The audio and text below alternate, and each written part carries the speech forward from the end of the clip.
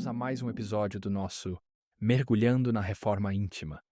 Eu sou Marcelo e hoje falaremos sobre mais um capítulo fascinante do livro Reforma Íntima sem Martírio, de Hermance Dufault. E eu sou Ana. E, gente, o foco será no capítulo 21, Depressões Reeducativas.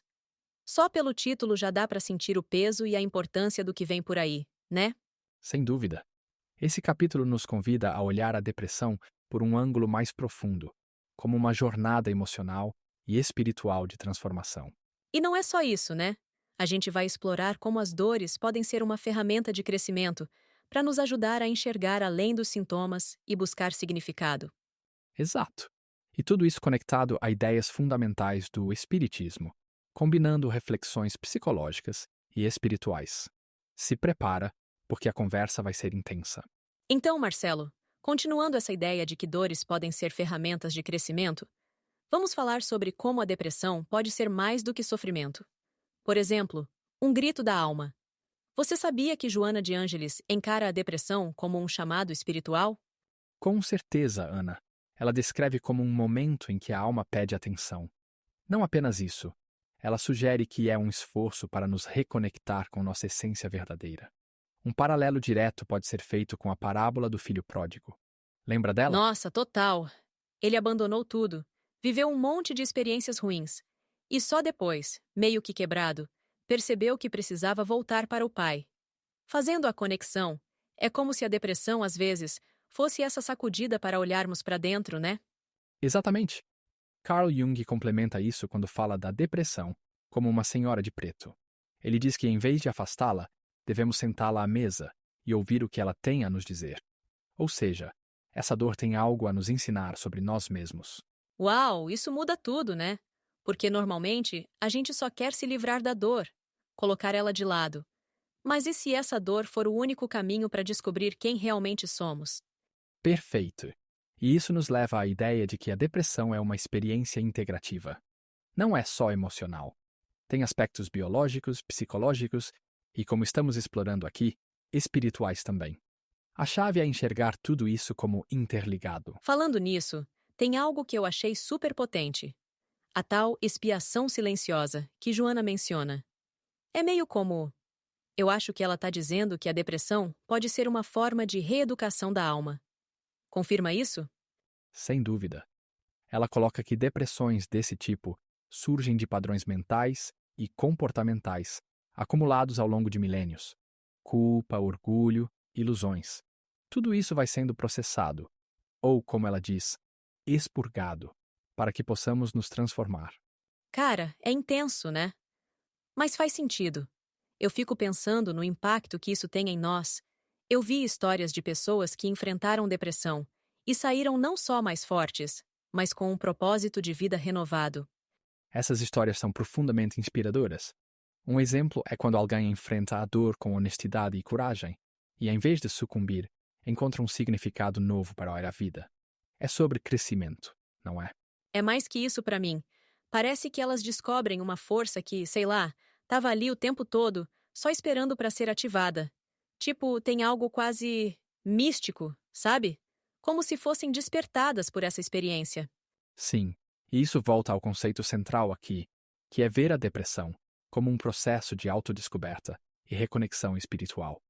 Não é punição, como alguns podem pensar, mas sim um convite para retornar ao eixo, para se alinhar à essência divina.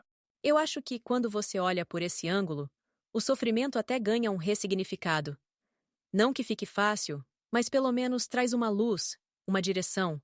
É sobre sobreviver, mas também sobre renascer, né? Então, pensando nessa transformação de que falamos, podemos olhar para algo crucial. O que realmente nos prende? Culpa, perfeccionismo, orgulho. Essas barreiras emocionais acabam sendo os obstáculos nesse processo de renascimento, né? Isso mesmo. Esses são desafios centrais que a Hermance Dufault aborda em seu livro. E a questão principal é a necessidade de autocompaixão e perdão, como caminhos essenciais para a cura emocional. Nossa, isso da autocompaixão pega fundo pra mim. Porque por muito tempo eu mesma era mega crítica comigo, sabe? Se algo dava errado, minha tendência era me culpar. Tipo, Ah, claro, minha culpa de novo. E isso exemplifica um ponto importante. A culpa, quando mal trabalhada, pode se transformar em um peso terrível, bloqueando não apenas o progresso emocional, mas também espiritual. Hermance sugere que precisamos fazer as pazes com o nosso eu ferido e transformá-lo. E Sim, só que é tão difícil, não? Porque existem essas vozes internas que ficam gritando que você devia ser melhor, que devia acertar sempre. exato. E é aí que o perfeccionismo entra como outra barreira. Ele é muitas vezes confundido com motivação, mas na verdade ele pode ser paralisante. Hermanzi descreve o perfeccionismo como um martírio silencioso, que amplifica as nossas falhas em vez de permitir o aprendizado. Total. Até parece que a gente está se punindo, não crescendo. Mas, vou te contar uma coisa, Marcelo. Um dos momentos mais transformadores para mim foi quando eu aceitei que errar era parte do processo. E sabe o que ajudou? O quê? Conta mais. Comunidade. Abrir o jogo com pessoas de confiança. Tipo, admitir que eu estava lutando comigo mesma. E foi tão libertador porque percebi que não estava sozinha, que outros também carregavam esses mesmos pesos e dúvidas. Isso é fantástico, Ana. É exatamente o que Hermann se sugere: a importância de se conectar com outros para criar uma rede de apoio e aprendizado mútuo. Vulnerabilidade não é fraqueza, é força. Quando você compartilha suas lutas, você também abre espaço para crescer. Sim! E depois disso, comecei a tentar mudar meu olhar sobre as minhas dores. Sabe, em vez de me criticar por estar sentindo, eu comecei a me perguntar: o que isso quer me ensinar? O que Joana de Ângeles fala aí faz tanto sentido que me deixou tipo, uau, sabe? E o que você descreve é realmente um trabalho de amadurecimento emocional. Joana nos lembra que vencer essas dores, essas depressões reeducativas, como ela chama, traz como prêmio domínio sobre si mesmo e maior autoconhecimento. Então, no fundo, a dor tá meio que nos entregando um presente, né? Só que a gente precisa aceitar abrir esse presente, por mais assustador que pareça. Perfeito. É sobre ressignificar o sofrimento.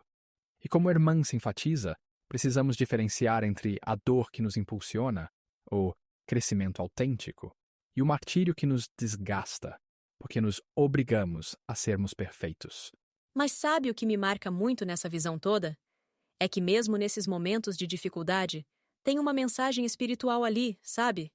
Como se o universo ou Deus estivesse segurando nossa mão. Definitivamente. A chave está em nos permitir ouvir essa mensagem, não negá-la. Transformar sofrimento em aprendizado requer prática, mas é isso que alimenta o avanço emocional e espiritual. Sabe, Marcelo, pensando nessa transformação e nas mensagens que a dor traz, já ouviu aquela ideia de fazer as pazes com quem você era? Parece curioso, mas a Hermance Dufault fala que isso é crucial para conquistar a verdadeira autoaceitação. O que você acha disso? Eu acho que faz todo o sentido, Ana. Aceitar nossas imperfeições e reconciliar com o homem velho, como ela diz, é crucial.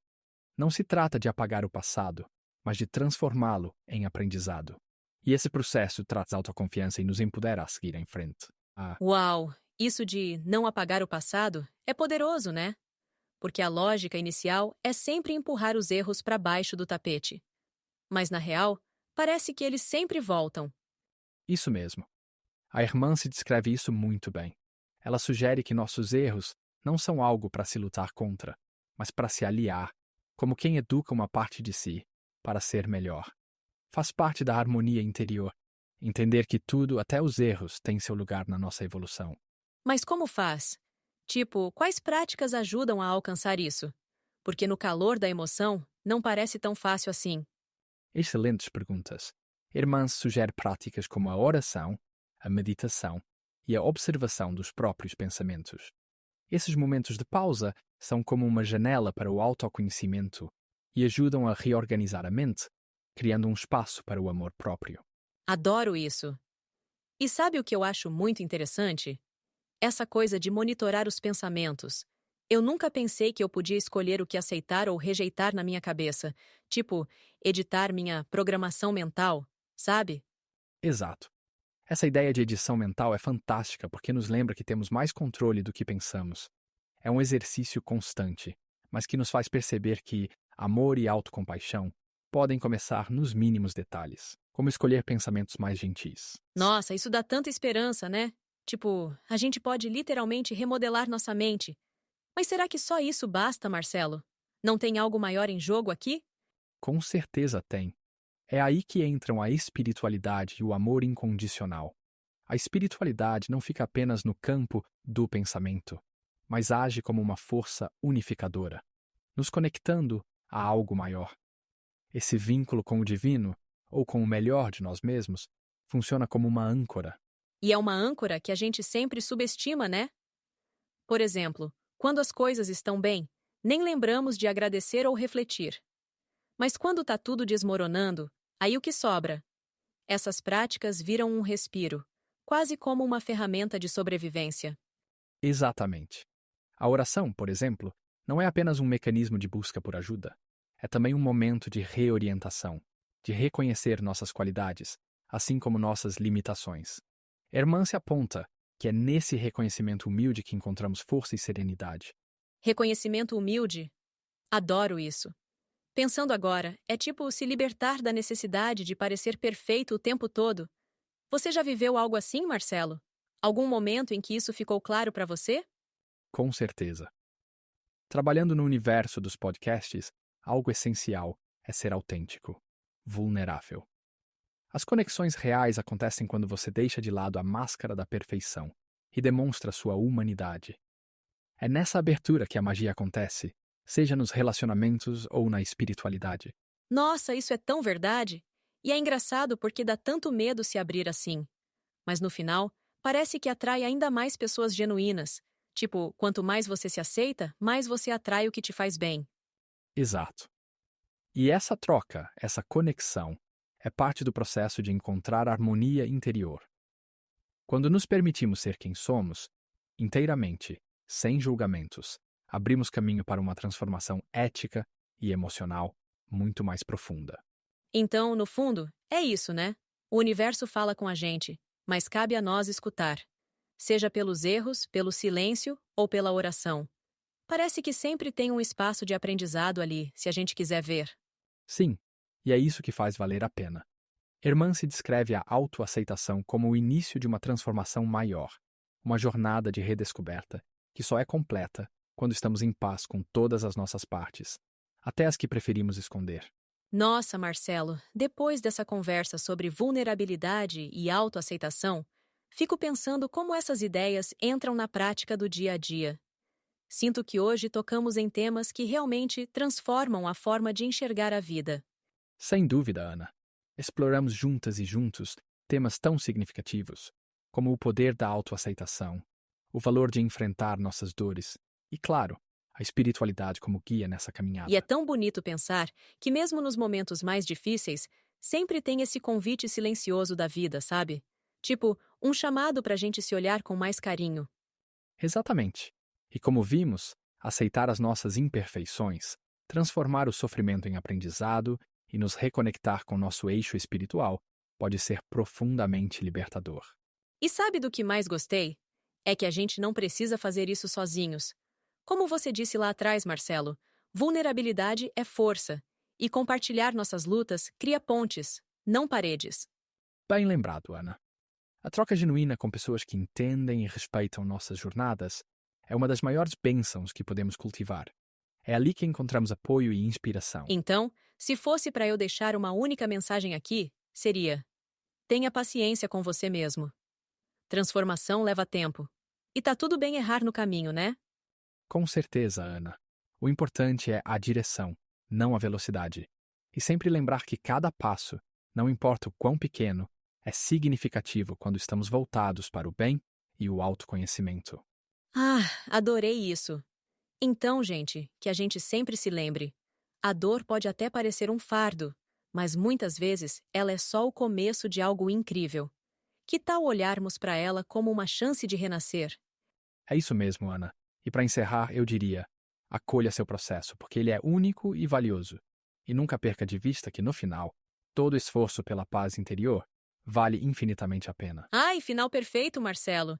Acho que dá para fechar com chave de ouro. Obrigada por estarem conosco até aqui, pessoal. Foi incrível compartilhar esse momento com vocês. E até a próxima, pessoal. Cuidem-se e continuem firmes na jornada de vocês, sempre com esperança e fé.